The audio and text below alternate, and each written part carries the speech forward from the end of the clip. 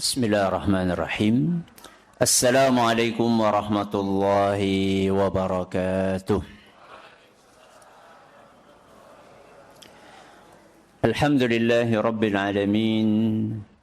Wabihi nasta'inu ala umuri dunya waddin. Wa sallallahu ala nabiyyina wa sayyidina Muhammadin wa ala alihi wa sahbihi ajma'in. Amma ba'd. Kita panjatkan puja dan puji syukur kehadirat Allah Subhanahu wa taala.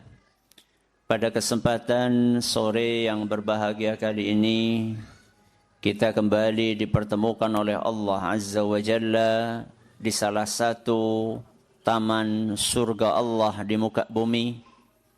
Kita berharap semoga Allah Subhanahu wa taala berkenan untuk melimpahkan kepada kita semuanya ilmu yang bermanfaat sehingga bisa kita amalkan sebagai bekal untuk menghadap kepada Allah Jalla wa'ala. Allahumma amin.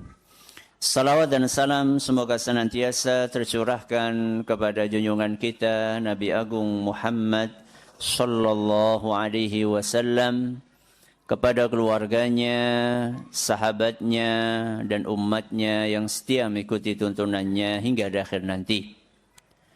Para hadirin dan hadirat sekalian dan juga segenap pendengar serta pemirsa rahimani wa rahimakumullah. Masing-masing dari kita punya rahasia. Punya apa? Rahasia. Ada rahasia yang kecil dan ada rahasia yang besar. Ada rahasia yang ringan dan ada rahasia yang berat. Ada rahasia yang baik dan ada pula rahasia yang buruk. Kalau jenengan rahasianya baik napa buruk?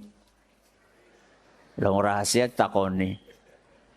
Jenenge be rahasia. Ya.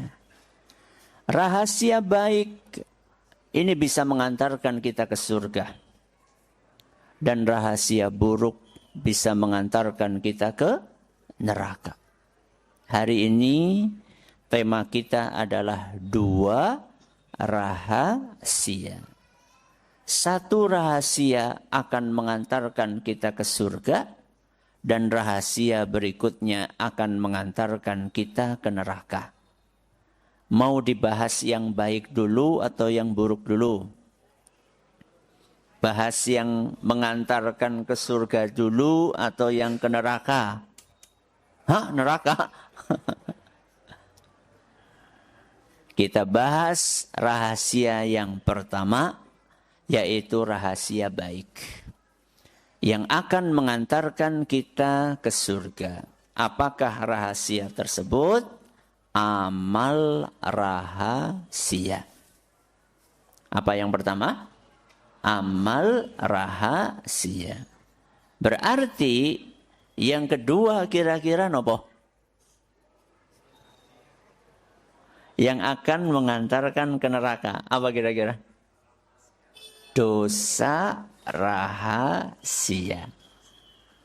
Berarti kita akan bahas 2 jenis rahasia ini. Berarti 2 rahasia itu maksudnya nopo? 1. Amal rahasia. 2. Dosa rahasia. Serampung pengajian nih. Sampun nggih. Jadi 2 rahasia itu maksudnya adalah amal rahasia dengan apa? Dosa rahasia. Mari kita bahas dari yang pertama terlebih dahulu, yaitu amal rahasia. Apakah amal rahasia?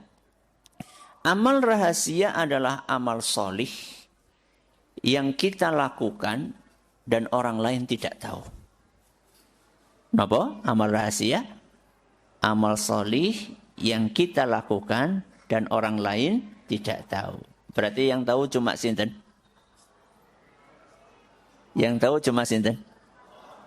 Allah tok? Sama kita.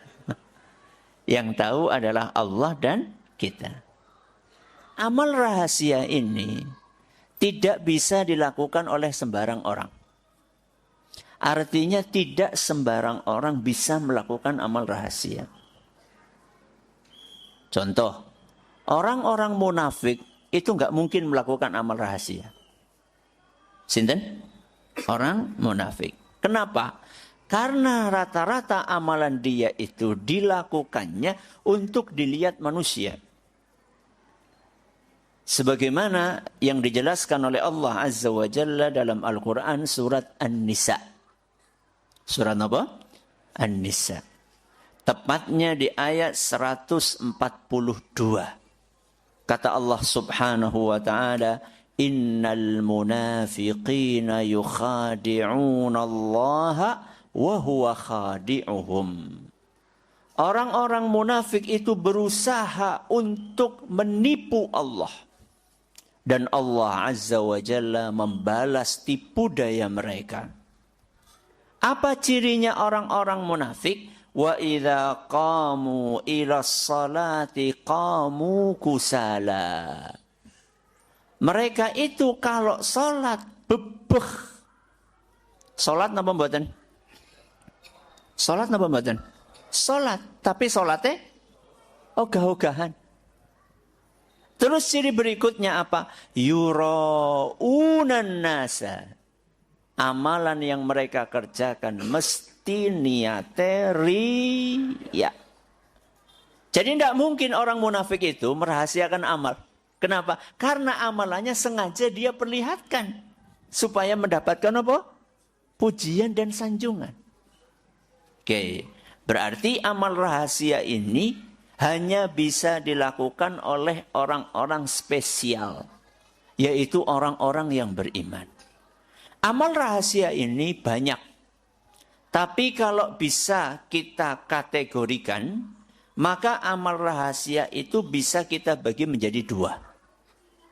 Yang pertama, amal rahasia yang tempatnya di hati. Di mana? Di hati. Yang kedua, amal rahasia yang dilakukan oleh anggota tubuh. Coba diulangi.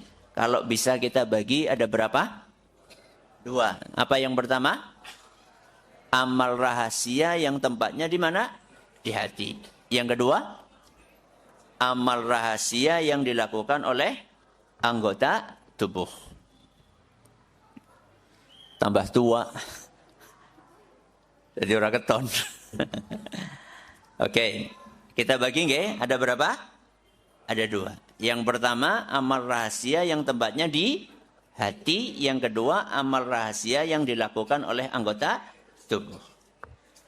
Amal rahasia yang tempatnya di hati. Contohnya apa? Niat, bagus. Apa lagi? Ikhlas. Terus? Napa? Kur gue tok apa? Apa lian nih? Jujur, bagus. Terus? Napa? Napa? Sabar, betul. Apalagi? Tawakal.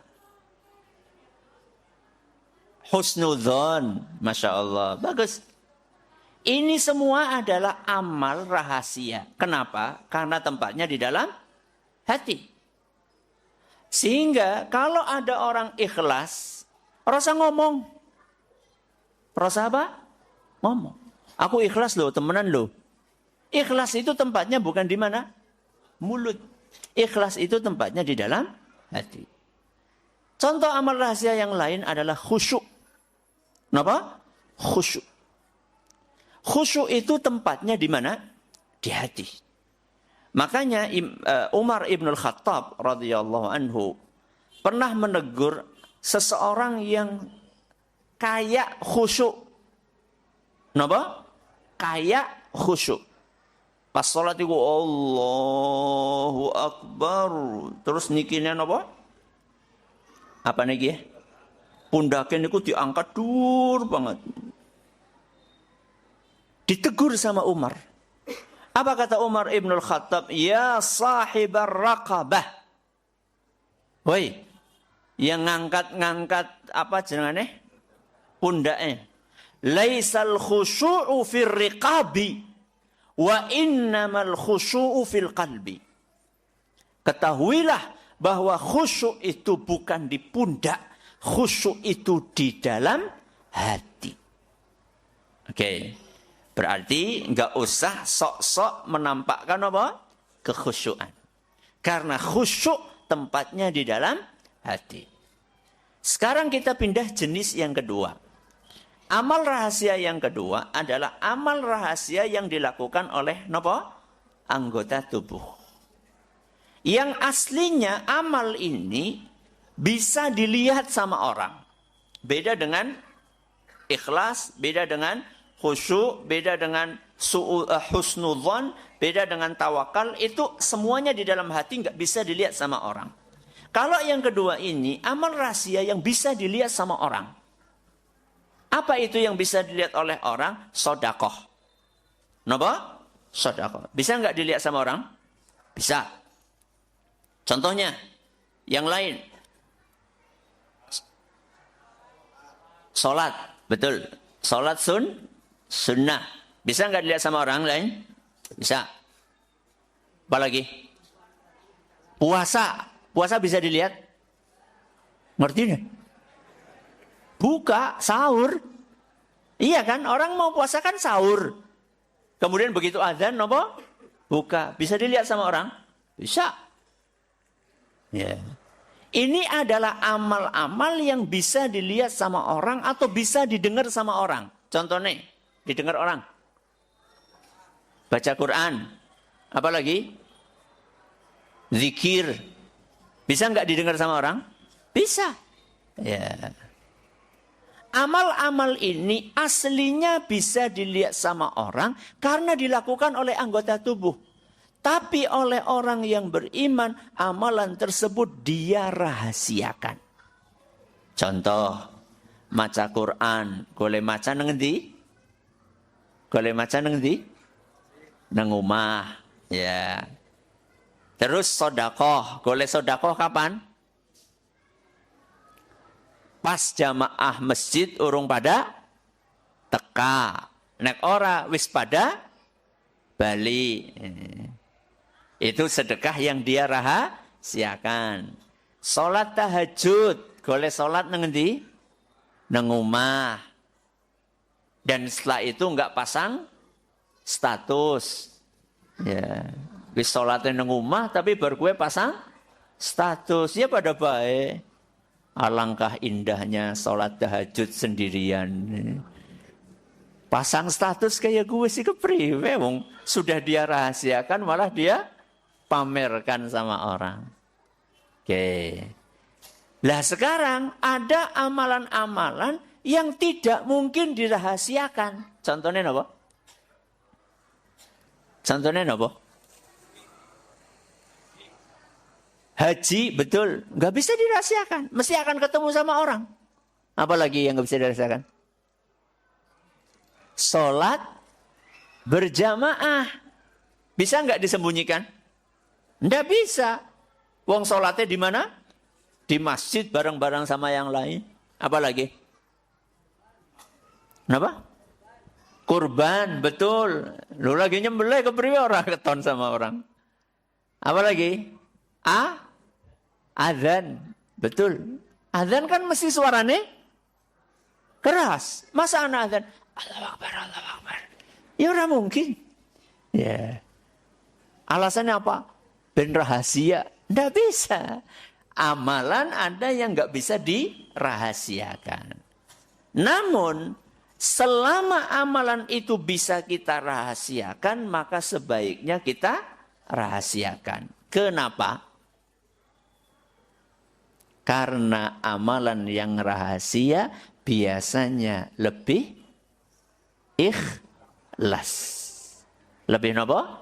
Ikhlas.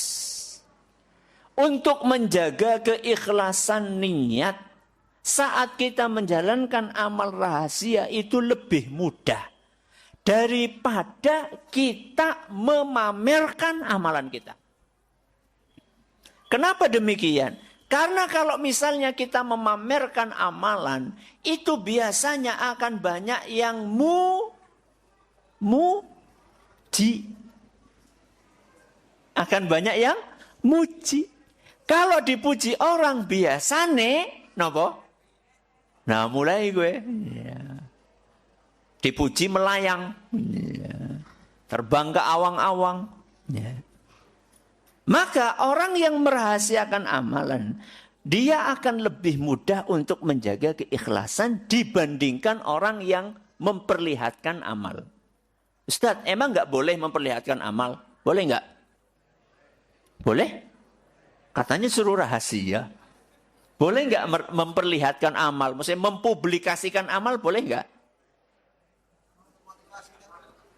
Dalilnya apa? Dalilnya boleh apa? Jadi ngamleng. Jenengan mengatakan boleh, gue kudu duwe apa? Dalil loh. Dalilnya Al-Quran surat Al-Baqarah. Surat apa? Al-Baqarah. Alhamdulillah ada dalilnya. Dalilnya surat Al-Baqarah ayat 271. Surat apa? Al-Baqarah ayat 271. Apa kata Allah Subhanahu wa taala? In tubdus sadaqati fani'immahi. Seandainya kalian memperlihatkan sedekah kalian, maka bagus-bagus saja. Yang penting apa? Niatnya ikhlas. Loh, kalau niatnya ikhlas kenapa diperlihatkan sama orang? Buat apa coba? Untuk memberi motivasi. Tidak apa-apa. Jadi kayak tadi misalnya anak-anak ini tadi, Mas siapa tadi namanya? Mana orangnya? Mas? Namanya siapa Mas tadi? Mas Azam. Ya. Mas Azam ngaji di depan ini buat apa? Buat motivasi. Motivasi nggak bocah apa nggak wong tuane? Maksudnya motivasi buat anak-anak atau buat orang-orang tua? Semuanya. Jangan-jangan sing tua-tua urung apal surat An-Naba. Nggih. Kayaknya iya loh. Iya. Maka dia akan termotivasi.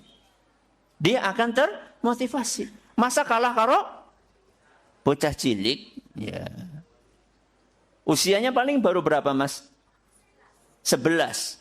Anak sing usianya mungkin 61. Ini usianya baru 11 tahun sudah hafal surat An-Naba. Masa yang 61 kudune kan hafalannya lebih banyak gitu ya. Ya. Berarti boleh. Memperlihatkan amal soleh boleh kalau niatnya baik. Niatnya adalah memberi motivasi. Tapi seandainya kita khawatir bila kita melakukan amal lalu kita publikasikan akan tumbuh riya di dalam hati kita, maka sebaiknya amal tersebut dirahasiakan. Dalilnya kelanjutan dari ayat yang tadi saya baca. Wa in tukhfuha wa tu'tuhal fuqara'a fahuwa khairul lakum. Seandainya kalian merahasiakan sedekah kalian, lalu kalian berikan langsung kepada orang fakir yang kalian inginkan, fahuwa khairul lakum, maka itu lebih baik buat kalian. Kenapa? Karena biasanya lebih ikhlas. Emang apa untungnya kalau misalnya kita melakukan amal soleh dan kita rahasiakan? Salah satu keuntungannya adalah kita akan mendapatkan naungan Allah di mana? Di padang mahsyar. Masih pernah dengar nggak 7 golongan yang mendapatkan naungan di padang mahsyar? Pernah dengar hadis itu? Sering. Golongan yang ke-6 dan yang ke-7 siapa? Rajulun tasaddaqa bisadaqatin fa akhfaha hatta la ta'lama yaminuhu ma tunfiqu shimaluhu.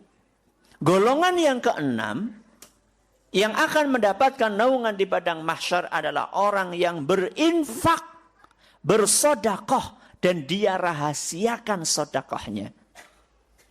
Sehingga yang dia berikan dengan tangan kanannya tidak diketahui oleh tangan kirinya. Maksudnya pripun niku? Saben jenengan arep sedekah, tangan kirine diumpetaken. Kados niku mboten. Terus maksudnya apa? Ini adalah bahasa kiasan. Ini adalah metafor, perumpamaan, saking rahasianya. Sampai tangan kirinya tidak tahu. Kalau boleh saya kasih perumpamaan, sampai orang terdekatnya tidak tahu. Kanan sama kiri, dekat atau tidak? Dekat banget. Kemana-mana, bareng. Ke masjid, ikut dua-duanya. Kanan kiri, ke masjid, ikut dua-duanya. Ikut. Ke pasar, ikut. Ke kantor, ikut. Kemana lagi? Kamar mandi, ikut. Kanan kiri ini nggak pernah pisah. Bayangkan. Yang selalu bersama-sama sampai nggak tahu. Saya tanya sama jenengan. Lebih dekat mana tangan kanan dengan tangan kiri dibandingkan suami sama istri? Lebih dekat mana? Kanan sama kiri. Karena kanan sama kiri kemana-mana pun bareng. Kemana-mana bareng. Kalau suami istri, orang mesti bareng. Barengnya kapan? Pas turu. Mengpasar? Ibu netok. Ya. Mengkantor? Bapak ketok. Mengkamar mandi? Dewek-dewek. Ya. Bayangkan. Saking rahasianya sampai organ yang terdekatnya tidak tahu. Berarti amal rahasia Bapak Ibu yang kami hormati. Kalau bisa, orang terdekat pun tidak tahu.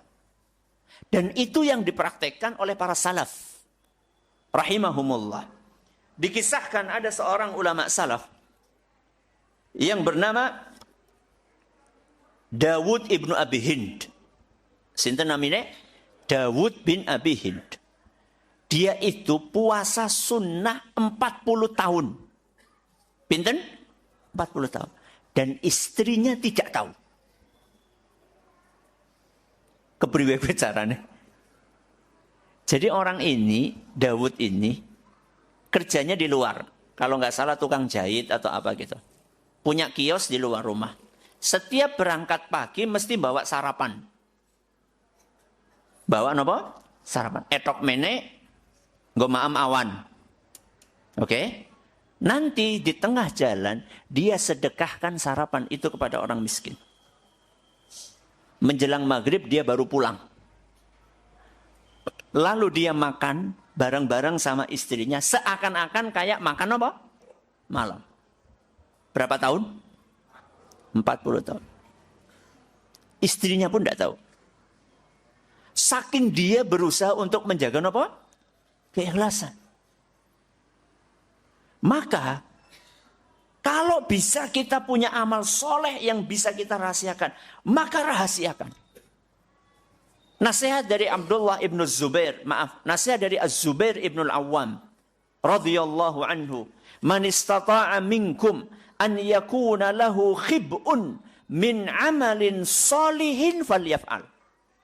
Barang siapa yang bisa punya amalan rahasia, maka bikinlah amalan rahasia tersebut.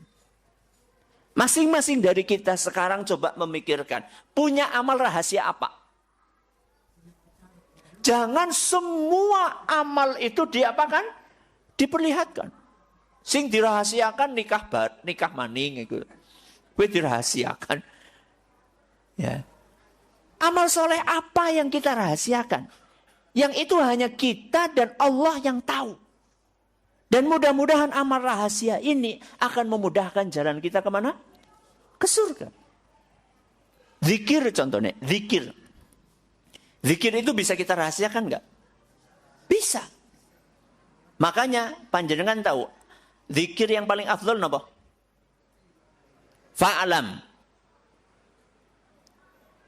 Fa'lam. Apa? Annahu la ilaha illallah. Afdhalul dzikri fa'lam annahu la ilaha illallah. Zikir yang paling afdal adalah la ilaha illallah. Para ulama kemudian mereka berusaha untuk menjelaskan. Kenapa kok la ilaha illallah zikir paling afdal? Lebih istimewa daripada subhanallah, daripada alhamdulillah, daripada Allahu akbar, daripada astaghfirullah, daripada la haula wa la quwata illa billah. Kenapa la ilaha illallah paling afdal? Pertama, kandungannya jelas. Yang kedua, kata para ulama, karena la ilaha illallah itu bisa dirahasiakan. Serahasia-rahasianya. Kok bisa? Karena la ilaha illallah bisa diucapkan tanpa bibir bergerak. Jajal jenengan ngucap la ilaha illallah. Jadi menang baik. Jadi orang bergerak bibirnya, Ustaz. Coba jenengan gerakkan bibir saat mengucapkan la ilaha illallah. Nggak perlu bergerak. Kenapa coba? Karena huruf-hurufnya itu nggak ada huruf bibir. Lam, la ilaha illallah. Semuanya itu huruf yang ada di dalam mulut. Nggak ada huruf bibirnya. Huruf bibir itu kayak apa? Alhamdulillah. Keton? Kapan? Ketika kita baca mim, alham. Mingkem ora? Mingkem. Oke. Subhanallah. Mingkem. Mingkem. Pas ngomong apa? Sub. Oke. Apa lagi? Allahu akbar. Bar. Mingkem. Akan nempel. Tapi la ilaha illallah. Dari awal sampai akhir. Bibir itu enggak bergerak. Sehingga ketika kita zikir la ilaha illallah, kanan kiri kita itu bisa nggak tahu kalau kita sedang zikir. Contoh ibu-ibu lagi di angkot, lagi di bis, lagi di kereta. Bisa nggak jenengan perjalanan dari Purwokerto ke Jogja itu baca la ilaha illallah? Bisa? Bisa. Tanpa orang yang di sampingnya tahu bahwa jenengan sedang zikir. Loh ya orang marem Ustaz. Loh zikir apa nggak marem-mareman ben wong liya pada ngerti. Loh apa ora kudu gede-gede Ustaz? Ora kudu. Ya. Zikir itu ukurannya bukan gede-gede kepala. Kok gede-gede malah bentusan malah rame. Ya. Sing kene mengkene pinggirnya malah kewalik. Jedukan malah jadi rame. Ya.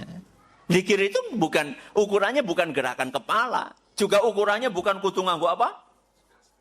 Tasbih wer. Enggak, ya. Semakin zikir itu bisa kita rahasiakan, maka insya Allah itu akan semakin ikhlas. Oke.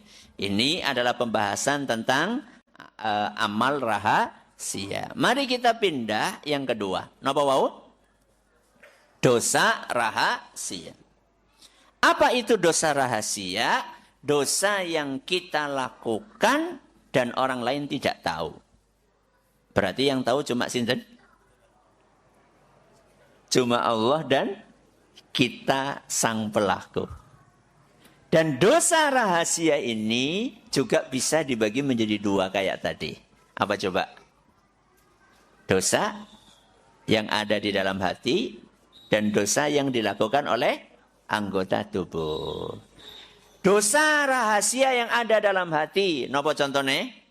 Ria, bagus. Apa lagi? Sombong, apa lagi? Ngerasani ya mulut. Ya, apa coba yang di hati?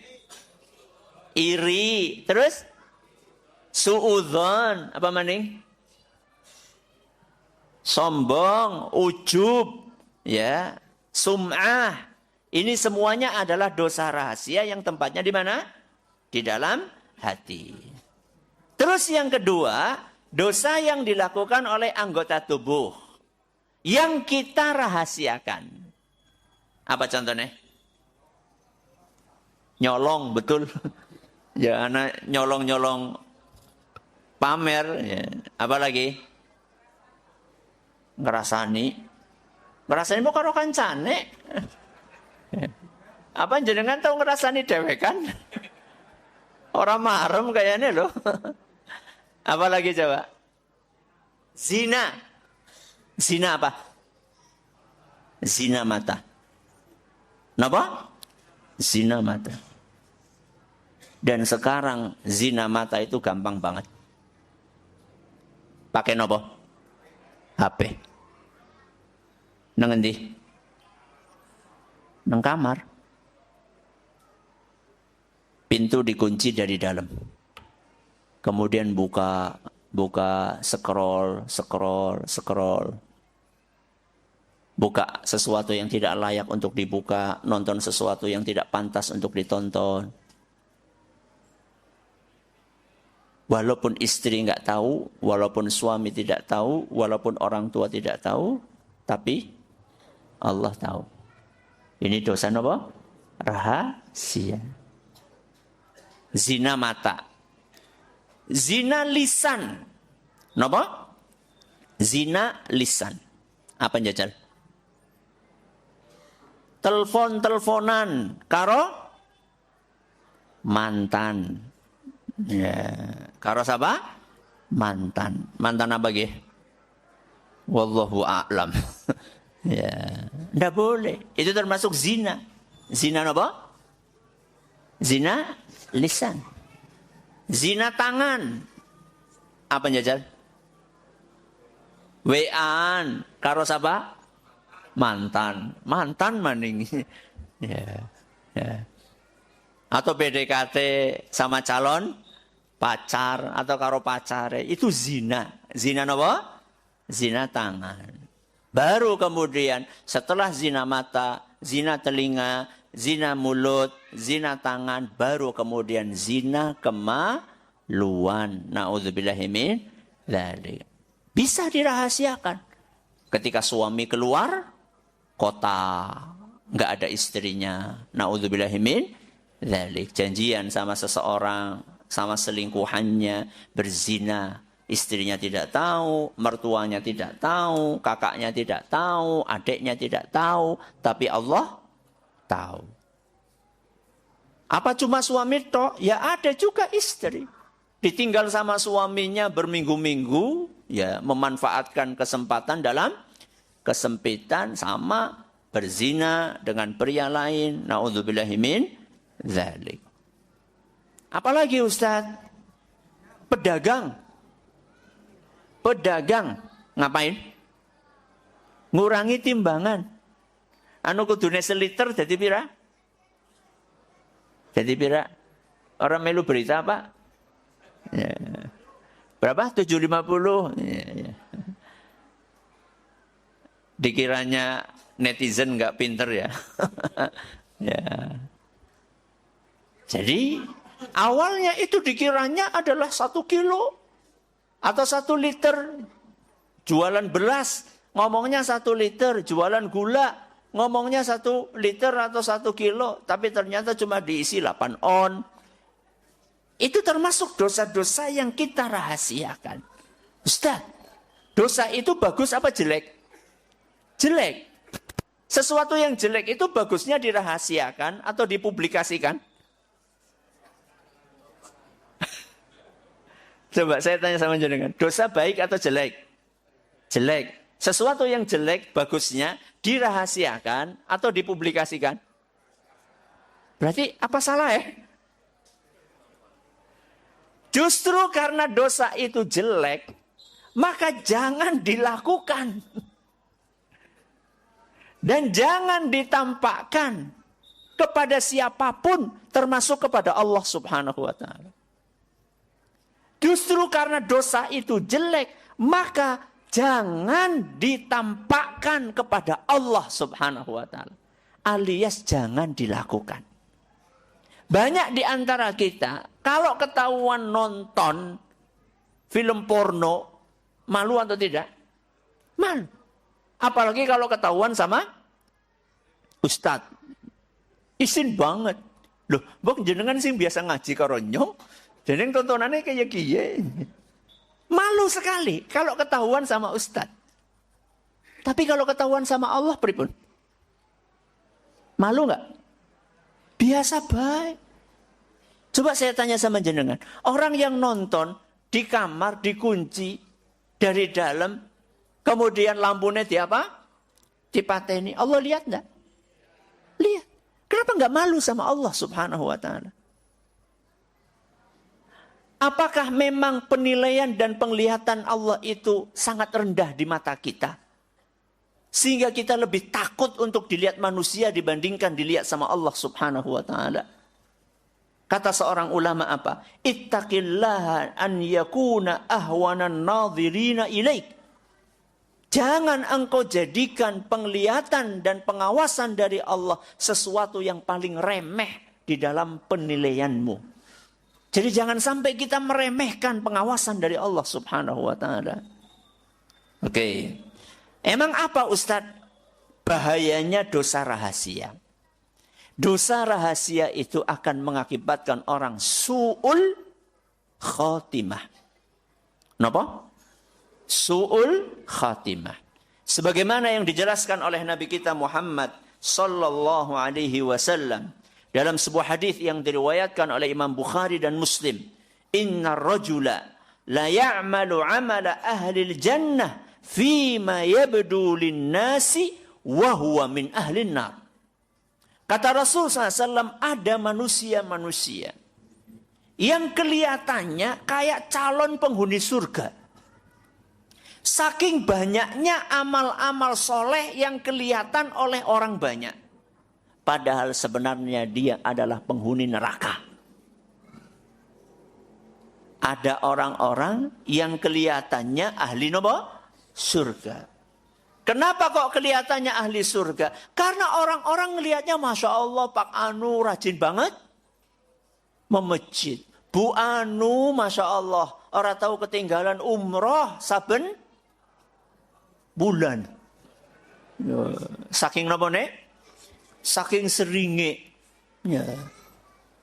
Masya Allah Pak Anu nek sodakoh jan sedesa oleh kabeh. Ada sebagian orang, itu kelihatannya kayak penghuni surga. Akan tetapi ternyata sejatinya dia adalah calon penghuni neraka. Kenapa demikian? Kata para ulama, karena dia punya dosa-dosa rahasia. Sehingga di akhir hidupnya ditutup dengan perbuatan maksiat. Dan saat itu dia mati. Hatta ma yakunu bainahu wa bainaha illa dhira'un. Fayasbiqu alaihi alkitab fayamalu bi'amali ahli nari fayadkhuluha. Orang ini seumur hidupnya kelihatannya kayak beramal. Ibadahnya kelihatannya kayak tekun sekali. Tapi karena dia punya dosa-dosa rahasia yang dia sembunyikan, di akhir hidupnya Allah tutup dengan melakukan perbuatan maksiat dan saat itu dia mati.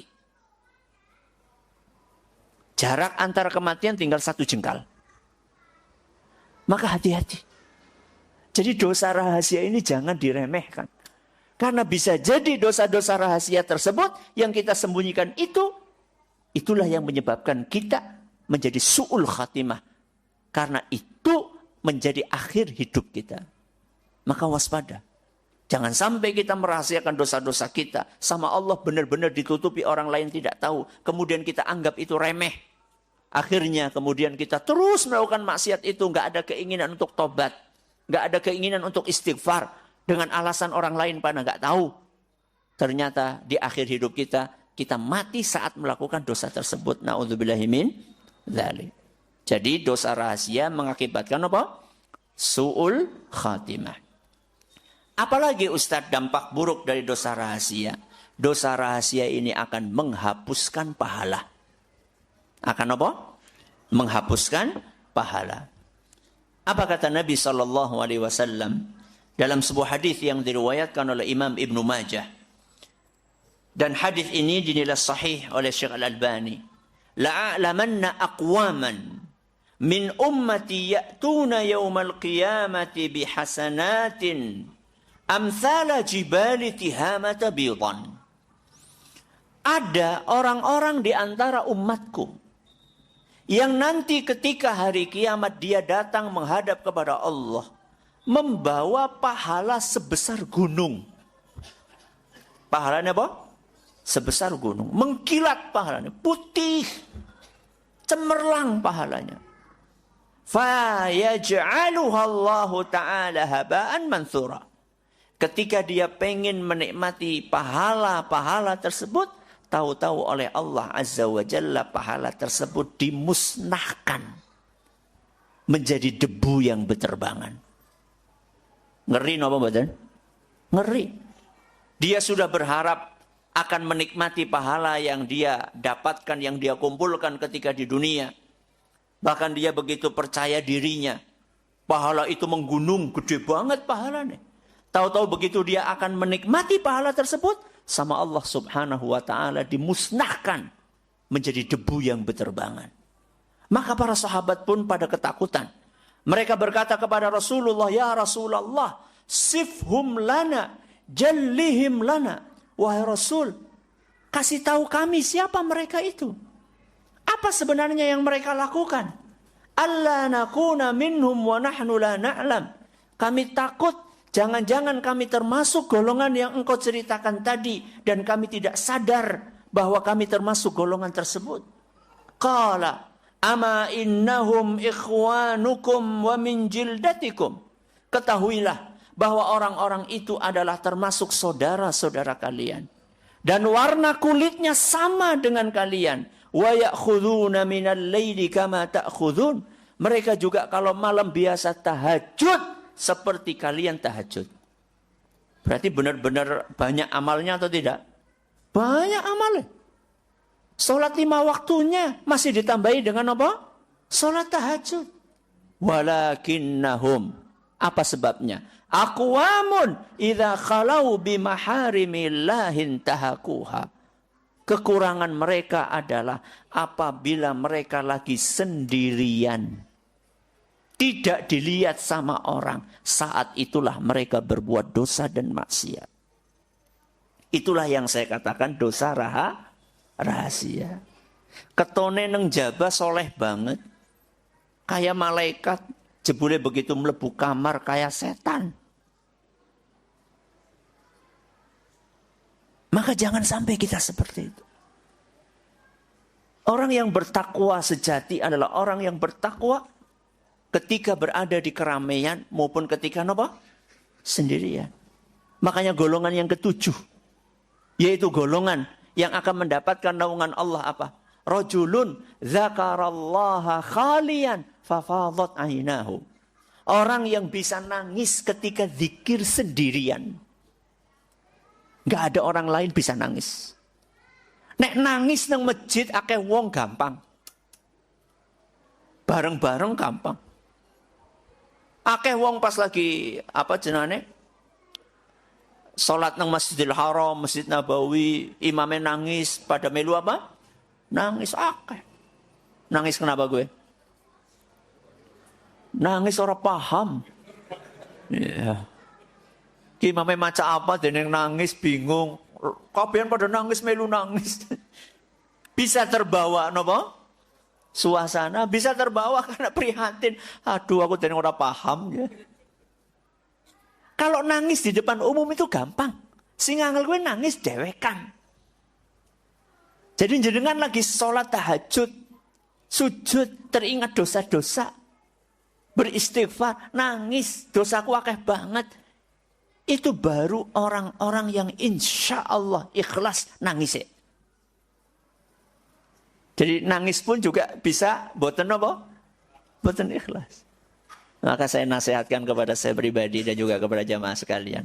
Ayo kita berusaha punya amal rahasia dan berusaha menghindari dosa rahasia. Itulah tema kita hari ini. 2 rahasia. Semoga bermanfaat bagi kita semuanya. Ada pertanyaan silahkan. Waalaikumsalam. Monggo.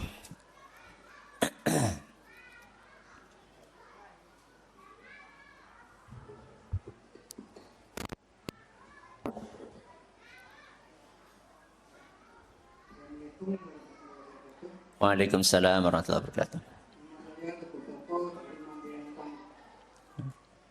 bertanya kalau saya pernah dengar dari Ustaz, entah itu hadis atau bukan, bahwa setiap 1000 orang hanya 1 orang yang masuk surga. Masa iya yang masuk surga hanya Ustaznya saja? Assalamualaikum warahmatullahi wabarakatuh. Waalaikumsalam warahmatullahi wabarakatuh. Apa iya setiap 1000 orang hanya 1 orang yang masuk surga? Berarti engkau sing mlebu surga kur ustate? Belum tentu. Bisa jadi jenengan yang masuk surga. Jadi belum tentu yang duduk di depan itu yang masuk surga. Belum tentu. Karena antara amalan saya sama amalan jenengan, yang lebih banyak itu cuma Allah. Yang tahu mana yang lebih banyak cuma sinten? Allah. Bisa jadi amalan jenengan itu lebih banyak dari amalan saya. Bisa jadi amalan jenengan itu lebih ikhlas dari amalan saya. Itu sangat mungkin. Jadi orang mesti sing jagung nang ngarep gue mesti mlebu surga, belum tentu. Cuman kita berharap mudah-mudahan kita semuanya masuk napa? Masuk surga. Jadi begini ya. Kalau 1000 banding 1 saya belum pernah dengar hadisnya. Kalau 1000 banding 1 saya belum pernah dengar hadisnya. Akan tetapi yang paling penting bagi kita adalah kita harus banyak-banyak berharap kepada sinten? Kepada Allah. Jadi begini, kaidahnya kayak gini. Rasulullah SAW bersabda, Allah Azza wa Jalla berfirman. Ini namanya hadis apa? Qudsi. Ana inda dhanni abdi bi. Ana inda dhanni abdi bi. Kata Allah, aku itu tergantung bagaimana hambaku berprasangka kepadaku. Apa kata Allah? Aku ini tergantung bagaimana hambaku berprasangka kepadaku.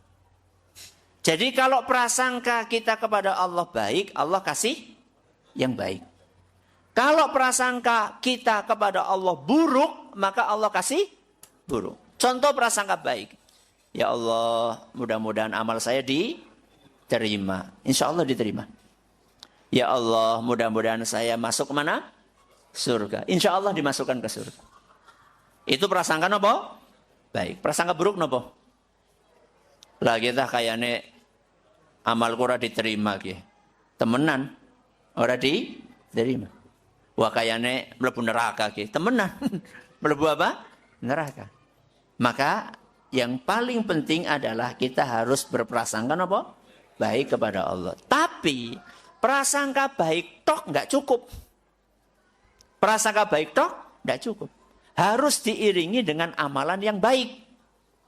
Jadi jangan sampai kita ini cuma prasangka baik, mendem terus baik mendem. Jangan. Mendem ya tobat. Ya, supaya kita diampuni sama Allah Subhanahu wa Ta'ala. Nggih, ada yang lain monggo? Monggo. Mana? Oh sini. Oh nggih.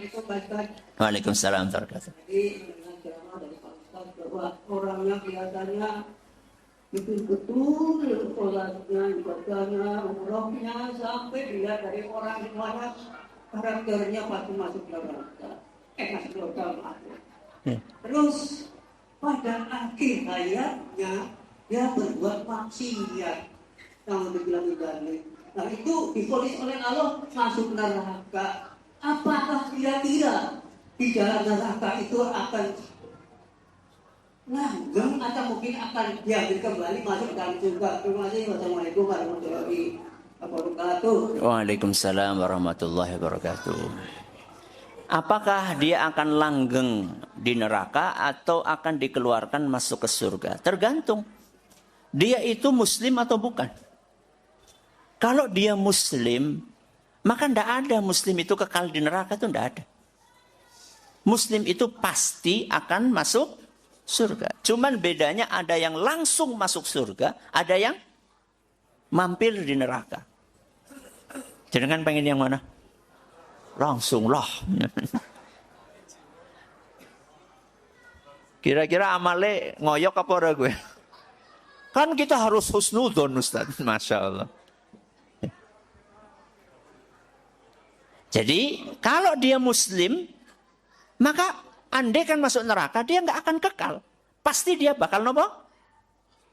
Masuk surga. Setelah dosa-dosanya bersih. Atau dosanya belum bersih tapi dapat syafaat. Nopo? Dosanya belum bersih tapi dapat syafaat. Sehingga dia dikeluarkan dari neraka sebelum waktunya. Oke. Tapi kalau dia itu bukan muslim, berarti nopo?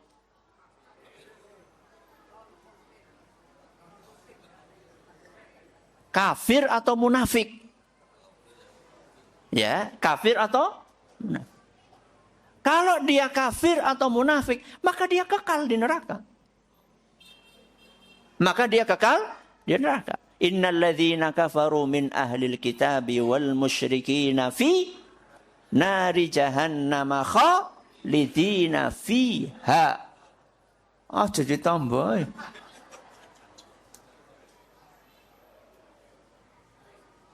Khalidina fiha abada. Ditambah khalidina fiha ulaika hum syarrul bariyah. Kalau yang ada abadanya yang mana? Innal ladzina amanu wa 'amilus solihati ulaika hum khairul bariyah. Jazaohum 'inda rabbihim jannatu 'adnin tajri min tahtihal anharu khalidina fiha abada. Radhiyallahu anhum wa radu. Jadi walik-walik. Jadi orang kafir dari kalangan ahli kitab dan kaum musyrikin itu akan masuk di dalam neraka jahanam dan mereka kekal selama-lamanya. Orang kafir kekal masuk neraka dan tidak akan keluar. Termasuk orang munafik juga sama. Innal munafiqina fid darkil asfali minan nar walan tajida lahum nasira. Orang munafik itu berada di keraknya neraka. Lebih dalam daripada orang kafir. Padahal mereka itu lahiriahnya kayak beriman. Orang munafik kan anu pura-pura. Salat melu, salat. Puasa melu, puasa. Haji melu, haji. Itu orang munafik. Tapi sejatinya hatinya itu menyimpan kekufuran. Dia nggak percaya dengan Allah subhanahu wa ta'ala. Nggak percaya sama Rasul SAW. Nah orang yang seperti ini masuk neraka selama-lamanya. Jadi kalau pertanyaannya tadi, apakah dia akan keluar dari neraka atau tidak, tergantung statusnya. Kalau dia muslim, maka dia akan dikeluarkan. Kalau dia munafik atau kafir, maka dia akan kekal selama-lamanya. Monggo, silakan. Mic-nya mana tadi? Assalamualaikum warahmatullahi wabarakatuh. Waalaikumsalam warahmatullahi wabarakatuh. Saya mau menanyakan tentang masalah ibadah rahasia. Kalau misalnya saya suatu saat memberikan sesuatu kepada orang, tapi sudah saya rahasiakan, tapi orang tersebut yang saya beri itu ngomong-ngomong sana-sana, aku dikasih sama Pak ini, itu amal saya bilang apa enggak? Lalu yang kedua, tentang masalah sholat tahajud, itu kan juga amalan yang dirahasiakan. Kalau kami punya anak di luar kota misal, nggak bisa memang iya. Saya sering-sering mengajak anak-anak yang di luar kota, nak bangun sholat tahajud, itu termasuk riya apa bukan? Assalamualaikum warahmatullahi wabarakatuh. Waalaikumsalam warahmatullahi wabarakatuh. Pertanyaan yang pertama, saya memberikan sebuah sedekah atau hadiah kepada orang secara rahasia. Ternyata orang itu cerita. Apakah kemudian pahala dari amalan saya kemudian akan hilang? Jawabannya tergantung bagaimana jenengan merespon. Kalau seandainya jenengan meresponnya dengan ujub. Dengan apa? Ujub. Ujub siapa? Jadi GR lah kira-kira. Ya, gede rasa gitu, gede rumangsa. Iya ya, nyong pancen wonge ikhlas banget loh. Kalau itu bisa-bisa nanti pahala kita hilang. Tapi seandainya kita biasa-biasa aja. orang cerita-cerita, ya sudahlah. Katakanlah itu adalah diniati untuk apa tadi? Memberikan apa? Motivasi. Ya, insya Allah tidak apa-apa. Toh dari awal kita itu niatnya bukan untuk dicerita-ceritakan sama orang lain. Kita justru dari awal kita pengennya yang tahu cuma dia saja. Cuman kalau seperti itu sebaiknya orang tersebut dinasehati. Orang tersebut dinasehati. Oke mas, aku gue ngewahi tulung ya. Nek aku ngewahi rasa apa? Rasa ngomong-ngomong. Ya, cukup jenengan aja yang tahu. Seperti itu. Yang kedua, kalau kita ngajak anak tahajud itu riya atau tidak? Ya tergantung niat kita. Kalau misalnya niat kita bukan untuk pamer, sekedar mengingatkan anak kita, ya baguslah. Wa'mur ahlaka bis-sholati. Perintahkanlah keluargamu untuk sholat. Ini ayat Al-Quran, Allah nyuruh kita. Ya, Allah nyuruh kita untuk mengingatkan keluarga kita supaya sholat. Berarti kalau niatnya adalah mengamalkan firman Allah subhanahu wa ta'ala tadi, maka tidak apa-apa. Kecuali kalau kita niatnya adalah pamer, bapak tahajud, ya, ibu tahajud. Ya. Kalau niatnya adalah pamer, maka itu termasuk riya. Na'udzubillahi min dzalik. Moga tadi mana? Ya, silakan.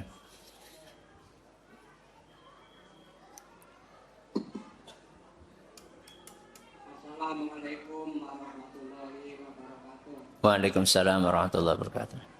Ini mengenai amal rahasia.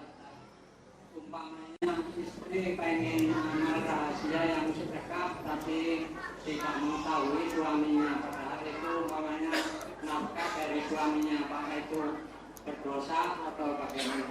Terima kasih. Assalamualaikum warahmatullahi wabarakatuh. Waalaikumsalam. Kalau misalnya istri pengen sedekah rahasia, tapi pakai uang yang diberikan oleh suaminya kepada istri tersebut sebagai nafkah, apakah itu boleh? Boleh. Kalau itu sudah jadi milik siapa? Istri. Kecuali kalau istri pengen sedekah rahasia, buka dompetnya bojone. Gue rauli. Misal nih, jenengan sudah ibu dikasih 1 juta. Oke bu, nggak belanja? Nggak belanja? 1 juta biasanya berapa bu? Seminggu, Masya Allah. Oke bu, 1 juta nggak sebulan. Terus sebagian dari 1 juta itu disisihkan tanpa sepengetahuan sinten? Suami. Nggak apa-apa, itu sudah duitnya jenengan. Kecuali kalau jenengan pakai duitnya suami. Sudah jadi milik jenengan, jenengan sedekahkan secara rahasia, tidak apa-apa. Yang penting nih, jangan sampai kemudian jadinya di rumah nggak ada lauk pauk. 1 juta, boleh sedekah pira? 500. Sisanya dari 500 gue sebulan. Bukit deneng sabun dina kerupuk terus bu. Wis gue sedekah pak. Ya keliru. Jenengan tahu, sedekah yang paling besar pahalanya buat siapa? Keluarga. Keluarga.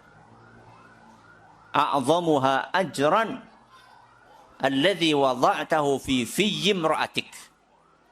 Sedekah yang paling afdal adalah sedekah yang kau berikan kepada istrimu. Jadi bapak-bapak, ya. Nafkah yang jenengan buat istri itu pahalanya lebih besar daripada memberi kepada janda di kampung sebelah.